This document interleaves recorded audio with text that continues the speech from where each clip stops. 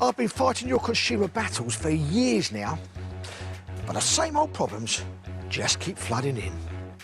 And it's all the usual suspects. Poor customer service, faulty goods and hidden small print.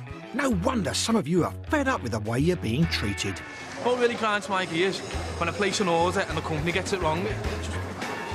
The consumer and customer has been completely forgotten. And it's never their fault.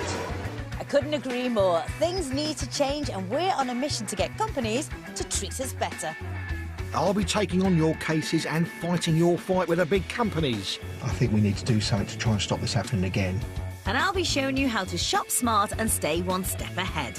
I like it. Go shopping. So remember, don't get done. Get Tom. On today's show, how one family's dream caravan turned into the holiday home from hell.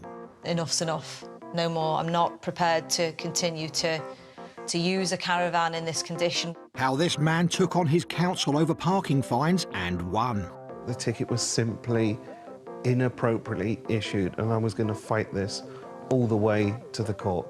And reporter Rani Price will be hitting the streets to find out if you're clued up when it comes to chip and pin. Writing your pin down. I never write it down. You don't? No, it's all it's in there. It's in there. Most products that we buy in our life at some point will need a repair.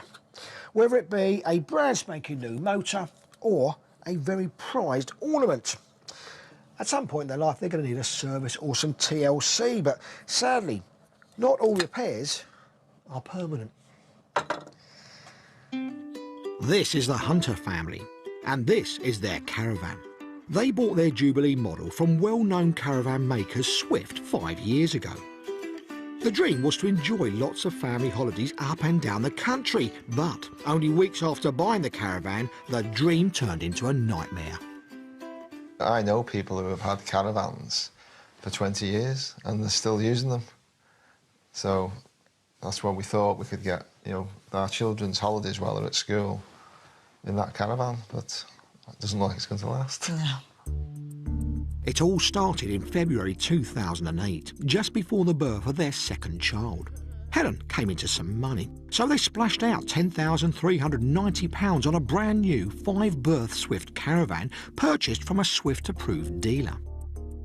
We thought, what better, really, than to buy a brand new caravan, so we would have the reassurance of a warranty and to buy it from an approved dealer, so that if we did have any problems, we would have some, backup there. And just as well they did, because almost straight away there was a problem. We had a cold spell, and we noticed that there was ice coming in through the seams. Helen and John took photos of the ice. So we thought, at that point, hang on, something can't be right. We've got water coming into the caravan. They got straight back in touch with Swift and the dealer, and the caravan was fully repaired under warranty. Well, I just thought it was a one-off sort of thing. We were a little bit unlucky. But 12 months on, in February 2009, the caravan failed its first annual service. We weren't aware that there were any problems, but it showed high damp readings. Since they bought the caravan in 2008, it's been in for repairs, not once, not twice, not even 3 times. It's been repaired 7 times. And to date, it's failed all but 1 annual service. It has to be serviced every 12 months to keep the warranty going. All of those services, it's had water ingress in different areas. This means it's had leaks and damp issues. All 4 sides of the caravan have been affected on separate occasions and twice in the same area. And it's becoming just a joke now. Over the years, the family say they've had to cancel numerous holidays and are now in a position where they can't use the caravan at all. Helen and John even have photos of mushrooms growing inside. Ugh. Last February, when we'd been away and my little girl's bedding had mould growing on it, I said, enough's enough, no more. I'm not prepared to continue to use a caravan in this condition. The Hunters are not happy campers. The question is, can I help resolve this caravan crisis? I've come all the way to Formby, just outside of Liverpool, to have a chat about a caravan of all things.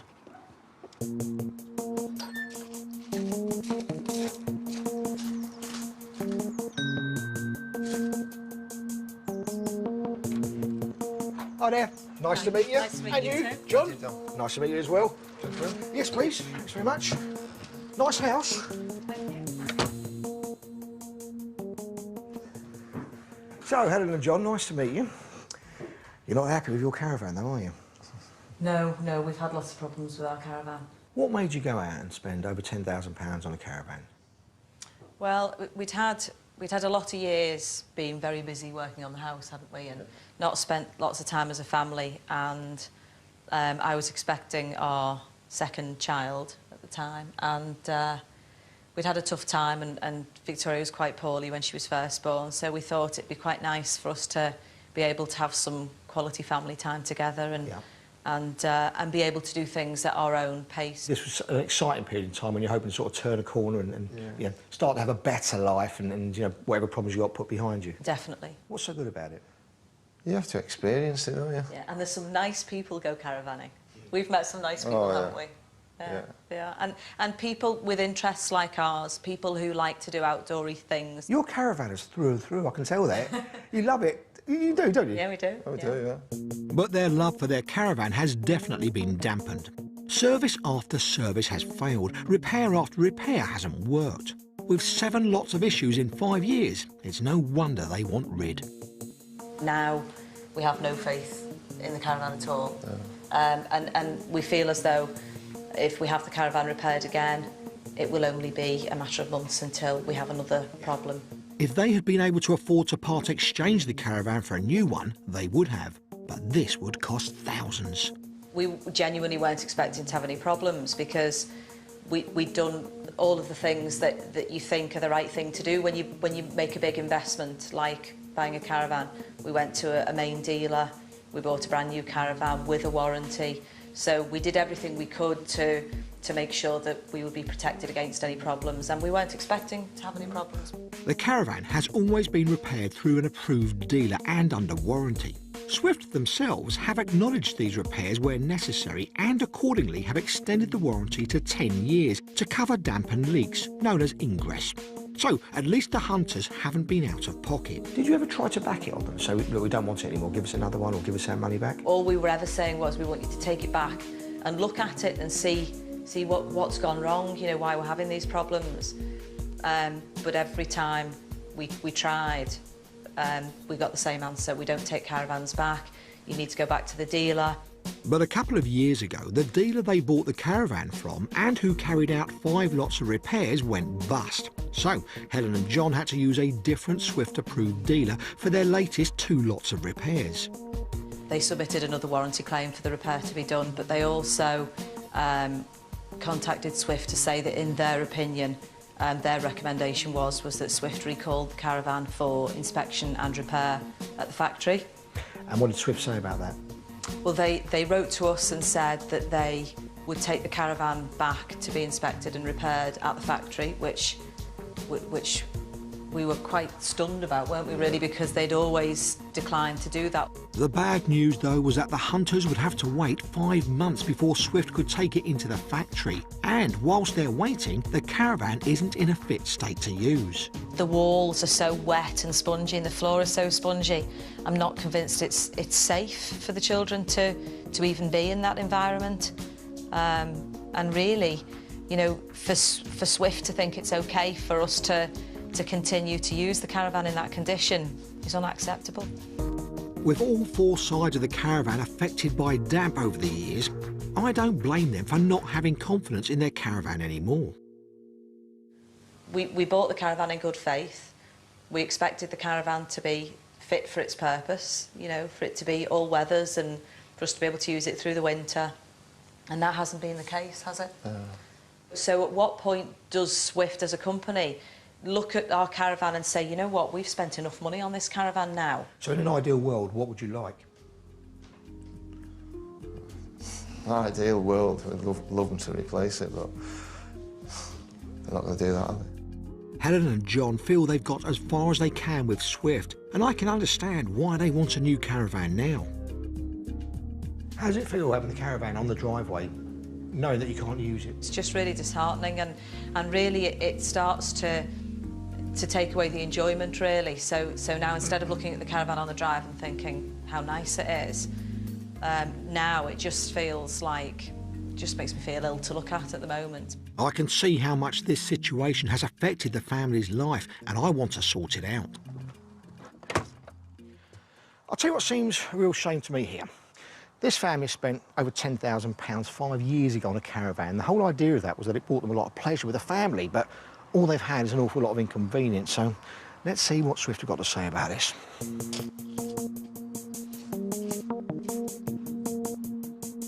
Before I start, I like to know a bit more about who I'm dealing with. Swift have been in operation for over 50 years and are Europe's #1 manufacturer of caravans, motorhomes and holiday homes. According to their website, they're revered as the thoroughbred of the touring caravan world. Well, unfortunately, Helen thinks her caravan is less than thoroughbred. It's time for me to call Swift myself. Hi, good afternoon. It's Dominic Littlewood calling from the BBC here. I get through to reception. It's somebody who purchased one of your caravans a few years ago and they've had quite consistent problems with it and they've not been able to get it rectified, so we need to speak to somebody who would be able to comment on that. I'm placed on hold and then told I'm being transferred to someone called Amy. She doesn't want her voice used, but she's happy to speak to me. Let me give you a rough idea of what these problems are. The ladies and gentlemen bought the caravan brand new in February 2008. They had problems quite soon afterwards and it went in for its first repair, which was water ingress. Amy asks me to give her further details so she can go away and look into it. I explain that they've repeatedly had problems with high damp readings in the caravan and that Swift have agreed to take it in to investigate, but not for another few months. But the hunters are sick of repairs and want a new caravan, and I think they're within their rights. The problems are still there, they're still evident. At the moment, we got a photograph taken last week and it's showing mushrooms growing inside the caravan. Yeah, they don't want the caravan repaired again. You've had many attempts, it hasn't happened. These annual reports are showing that the problem is quite severe, it's still there. And they're not happy, obviously. I think now it'd be lovely to see if we can try and resolve this in a way which they're going to be happy with. And unfortunately, a repair is not going to be what they're happy with. I tell Amy that I'll send the details to her in an email and we agree to talk further. I ask Amy what her role is and she tells me she's the Deputy MD. This is great news, as it means I'm talking to the right person from the outset.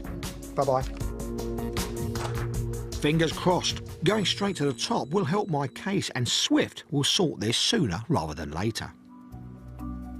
But as I get to grips with the issues of this case, the question is, will the Hunter family ever get back to camping? I could actually put my finger through the wall in this section, which is very, very spongy. I'm Rani Price, and there is nothing I like better than helping you, the buying public, through the minefield of regulations to make sure you stay savvy shoppers. Now, your consumer law can be very confusing. You've got your Sale of Goods Act, distance selling, right to return, and it doesn't stop there. But knowing just a few of these laws can not only save you money, but a lot of hassle as well. Do you know what this is? Today I'm out on the streets, armed with questions to put to you, the buying public, to find out if you know your consumer right from your consumer wrongs. Would you want to be on the news? Is this a trick question? Thanks to Chip and Pin, using credit and debit cards has never been more secure. But more and more, the onus is on the consumer to keep their PIN number safe. But the question is, how safe is safe enough? Let's play a little game. How safe would it be to use the following as a PIN number? Now, I want you to tell me if it's very safe, safe, or not safe, OK? Yep. Your date of birth. Unsafe. It's not safe to use it. I would say not safe. Yep, you're right. I think it's fair to say we all know using your birthday is dodgy territory. And Craig Jones from UK Cards Association has the official line. Our advice to customers is that it's best if they don't use key memorable dates, such as their birthday or a wedding anniversary for their PIN. The best PIN numbers are memorable but not easily predictable. And sadly, sometimes fraudsters have access to people's personal data as well as access to their card should the card become compromised. What about 4 sequential numbers? You know, 1, 2, 3, 4. Oh, definitely not. No? No. Yeah, that's ridiculously stupid. Hang on a minute. There's loads of numbers. You could have like 4, 5, 6, 7. Yeah, but it's the most obvious. Everyone does that. So it seems we're a pretty sensible lot and don't use easy-to-crack pins like sequential numbers or our birthdays. But that raises our second issue. If we're using a number completely random to us, it might be difficult to remember. Writing your PIN number down. Very safe. Safe or not safe? Not safe. I never write it down. You don't? No. It's in there. Not safe, really. People could find it in your diary or wherever. Well, most banks advise against writing your PIN down in any form because it does increase the risk of fraud if that bit of written down information could be intercepted. But what about if we use a bit of cunning and write the PIN number down, but disguise it? How about I put my PIN number on my phone? And I'm going to put it under, like, I'm going to do it really clever there. I'm going to put, like, Natalie West or Barclay or Lloyd B. You know, these are my pals. Yeah, I'm going to say not safe, even though I actually did that myself. Did you? Safe, depending on what way you do it. As in, I know people that put it in a telephone number, so they'll put John. Nice. A mobile number. How you would never know. Now, that's another one. So, would they just put the 4 digits or would they put them incorporated? Telephone number, but say the last 4 digits, for instance. Is that safe? Very safe or not safe? Yes, very safe. OK, mixed feelings on that one. The truth is, even if you do all you can to disguise your PIN, the advice is still the same. Well, the position across the cards industry is that we advise all customers never to write down their PIN. So whether that's in their phone or at home or in the most dangerous case, putting it in your wallet and carrying it out with the card. So our advice is that if you want to do all you can to protect yourself from fraud, to keep the PIN in your head rather than written down. And if you have left your PIN number exposed, where do you stand if you then become a victim of fraud? Your cards are in the house. Of course your house is safe. You've kept those slips the bank gave you with your PIN numbers on. They get taken, they're used, or the bank's going to pay out. No. Why not? Because you left your PIN numbers lying around. You're supposed to remember them and destroy them. The banks are within their right to do this if you haven't done all you can to protect your PIN. Keeping the information sent by your bank with your PIN number on is the worst thing you can do. But fear not. If you're the innocent victim of fraud, you can count on getting a full and timely refund of all your losses. And that's a regulatory right which is available to all victims of fraud. Recently, Which magazine published some findings that show that 98% of cardholders who go through that process get all their money back. So to make sure your chip and PIN protected, it's pretty simple. Don't write your PIN down, even if you think it's well disguised. Use a number that's memorable to you, but not predictable. Sequential numbers, birthdays or anniversaries are a security no-no. If you do think your card has been fraudulently used, tell your bank immediately. If you haven't been lax with your security, you should get all your losses refunded. I've been helping Helen and John Hunter with a caravan catastrophe. They've had damp problems with their Swift caravan, well, pretty much from the moment they bought it. It's very, very upsetting. It was a lot of money for us when we bought the caravan, and we really genuinely hoped that we would have 10+ years of trouble-free caravanning. But they didn't. Instead, the caravan's been in for repairs with approved dealers a total of 7 times, and the problems are still ongoing. They've had no offer of a replacement and now have a leaky caravan that sits in the driveway growing mushrooms. It's Dominic Littlewood calling from the BBC here. I've already spoken to the Deputy MD at Swift and filled her in on all the issues, and she said she'd look into the matter personally. Well, true to her word, I've heard back from Amy and it's positive news. Because the matter has been brought to her attention, Amy can arrange for the caravan to go into Swift for an inspection right away, rather than in 5 months' time. I've been fighting your consumer battles for years now, but the same old problems just keep flooding in. And it's all the usual suspects. Poor customer service, faulty goods and hidden small print. No wonder some of you are fed up with the way you're being treated. What really grinds my gears when I place an order and the company gets it wrong. The consumer and customer has been completely forgotten. And it's never their fault. I couldn't agree more. Things need to change and we're on a mission to get companies to treat us better. I'll be taking on your cases and fighting your fight with the big companies. I think we need to do something to try and stop this happening again. And I'll be showing you how to shop smart and stay one step ahead. I like it. Go shopping. So remember, don't get done. Get Tom. On today's show, how one family's dream caravan turned into the holiday home from hell. Enough's enough. No more. I'm not prepared to continue to use a caravan in this condition. How this man took on his council over parking fines and won. The ticket was simply inappropriately issued, and I was going to fight this all the way to the court. And reporter Rani Price will be hitting the streets to find out if you're clued up when it comes to chip and pin. Writing your pin down. I never write it down.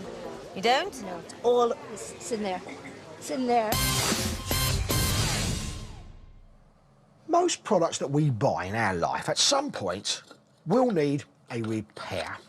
Whether it be a brand spanking new motor or a very prized ornament.